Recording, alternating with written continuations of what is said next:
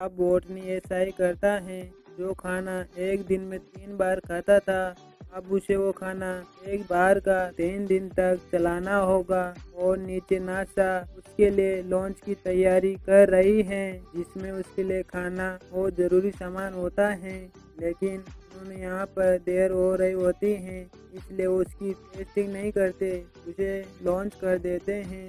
और बोटनी की किस्मत एक बार फिर उसका साथ नहीं देती। लॉन्च होने के बाद रॉकेट आसमान में ब्लास्ट हो जाता है। इस बात से सबके सब नाराज हो जाते हैं और अब बोटनी नहीं बच सकता। उसके पास खाना नहीं है और कोई मदद नहीं पहुंचा सकता। और जब बोटनी को पता चलता है कि लॉन्च फेल हो गया, तो वो टूट जाता है और नासा को एक मैसेज करता है। उसमें लिखा होता है कि मेरे माँ बाप तक ये मैसेज ज़रूर पहुंचाना कि मैं हार नहीं मान रहा, हर अंजाम के लिए तैयार रहना चाहिए। उनसे कहना कि मेरा काम मुझे पसंद है और मैं इसमें माहिर भी हूँ, और मैं मर भी गया तो मेरी मौत के पीछे एक न एक मकसद होगा जो मुझसे भी अहम है। और उनसे कहना कि मैं मुसीबतों से डरा नहीं, मैंने उनका सामना किया। और अब नासा पूरी तरह से उम्मीद छोड़ चुका है और चाइना नासा की मदद करने का फैसला करता है, क्योंकि उनके पास स्पेस में जाने की पूरी तैयारी होती है।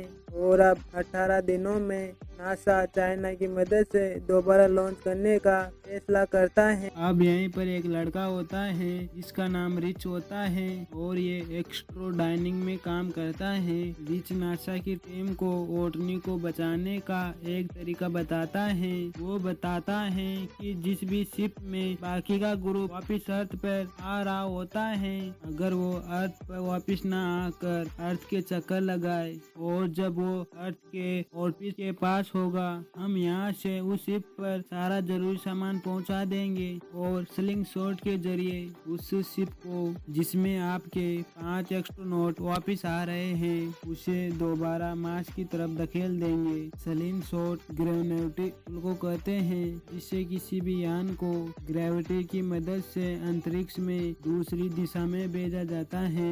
रिच कहता है जब उनका यान मार्स की तरफ पहुंचेगा, इन्हें मार्स पर उतरना नहीं है। अगर ये वहां उतरेंगे तो इनका ईंधन खत्म हो जाएगा और ये पृथ्वी पर वापस नहीं आ पाएंगे। वो उन्हें बताता है कि उन्हें मार्स पर नहीं उतरना, यानी कि बोटनी एमबी एक फ्लाइंग ऑब्जेक्ट जो पहले से ही मार्स पर है, बोटनी को उससे बाहर आना होगा। और जब वो ऊपर आएंगे तो बाकी के ग्रुप मेंबर उसे पकड़ लेंगे। यह सब इतना आसान नहीं होगा, यानी कि नासा वाले ओटनी की जान बचाने के लिए 5 एस्ट्रोनॉट की जान खतरे में नहीं डाल सकते हैं। पर अगर वो ऐसा करते हैं तो ओटनी के पास वो वक्त से पहले पहुंच जाएंगे। लेकिन अब जो बाकी के ग्रुप घर पहुंचने वाले हैं, उनका मिशन 533 दिन और बढ़ जाएगा। और नासा ये तय करती है कि वो ये नहीं करेंगे, क्योंकि वो ओटनी की जान बचाने के लिए जिनके बचने की उम्मीद पहले से ही बहुत कम है, अपने 5 एस्ट्रोनॉट की जान खतरे में नहीं डाल सकते। और वहीं मार्स पर ओटनी उस काम को पूरा करने में लग जाता है जिसके लिए वो यहाँ आए थे, जो तूफान की वजह से अधूरा रह गया था। और वहीं दूसरी तरफ रिच, वही लड़का जिसने नासा को ओटनी को वापस लाने का प्लान बताया था, वो किसी तरह ओटनी को बचाने का पूरा प्लान इन 5 लोगों तक पहुंचा देता है। और ये पांचों नासा की परमिशन के बिना ही ओटनी को वापस लाने का प्लान बनाते हैं। और जब नासा देखती है कि उनकी फ्लाइंग ऑब्जेक्ट की दिशा बदल रही है, तो वो समझ जाते हैं कि ये पांचों एस्ट्रोनॉट ओटनी को लेने वापस जा रहे हैं। और नासा उन तक उनकी सारी जरूरत का सामान पहुंचा देता है। काम में चाइना उनका साथ देता है। और वहीं मार्स पर ओटनी फ्लाइंग ऑब्जेक्ट तक पहुंचने के लिए निकल पड़ता है, जिसमें बैठकर वो मंगल ग्रह के ऑर्बिट से निकलकर उस यान तक पहुंच जाएगा, जिसमें उसके 5 एस्ट्रोनॉट दोस्त उसे लेने आ रहे हैं। ओटनी अब 90 दिन का लंबे सफर के बाद उस जगह तक पहुंच जाता है जहां से वो मार्स से निकल सकता है। लेकिन ये इतना आसान नहीं होता है, क्योंकि इन फ्लाइट ऑब्जेक्ट में वजन बहुत ज्यादा होता है। इसीलिए ओटनी को लगभग उसके के सारे पार्ट निकालने पड़ते हैं। अगर वजन कम नहीं हुआ तो ओटनी अंतरिक्ष तक पहुंच ही नहीं पाएगा। और जिस प्लैनेट ऑब्जेक्ट से 5 एस्ट्रोनॉट आ रहे हैं, अगर वो मार्स पर उतरा तो उनका फ्यूल खत्म हो जाएगा और वो वापस अर्थ पर उतर ही नहीं पाएंगे। इसलिए ओटनी को अपने प्लैनेट ऑब्जेक्ट से 5000 टन वजन कम करना होगा और ओटनी को अपने सारे सामानों को उतार कर बाहर फेंकना पड़ता है।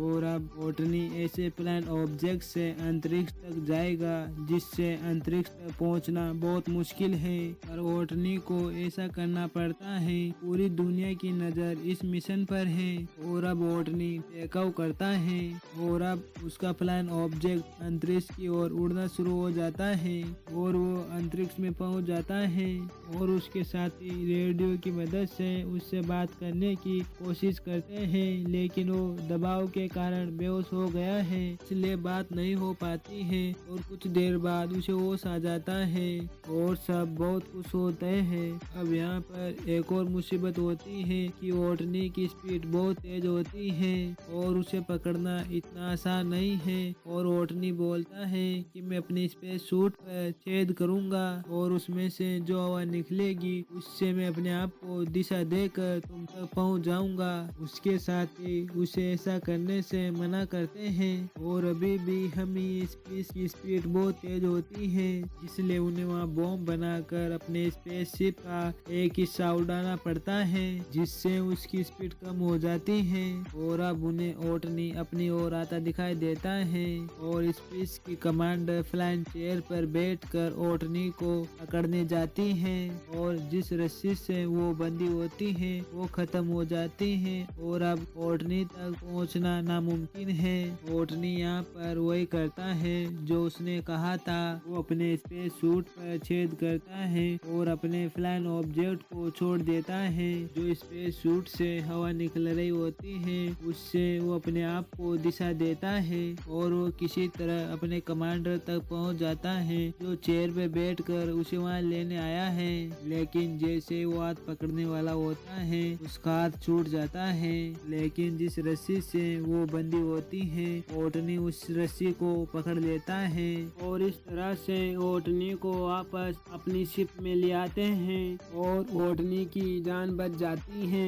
और इतनी मुसीबतों का सामना करने के बाद जब ओटनी अर्थ पर आता है तो वो एस्ट्रोनॉट का इंस्पेक्टर बन जाता है जो उन्हें ये सिखाता है कि दूसरी दुनिया में दूसरी ग्रह पर जिंदा किस तरह से रहा जाता है। इसी के साथ ये फिल्म यही समाप्त हो जाती है। यह फिल्म 2015 में आई थी। यह फिल्म बहुत ही कामयाब फिल्म रही। यह एक नोवेल पर आधारित है।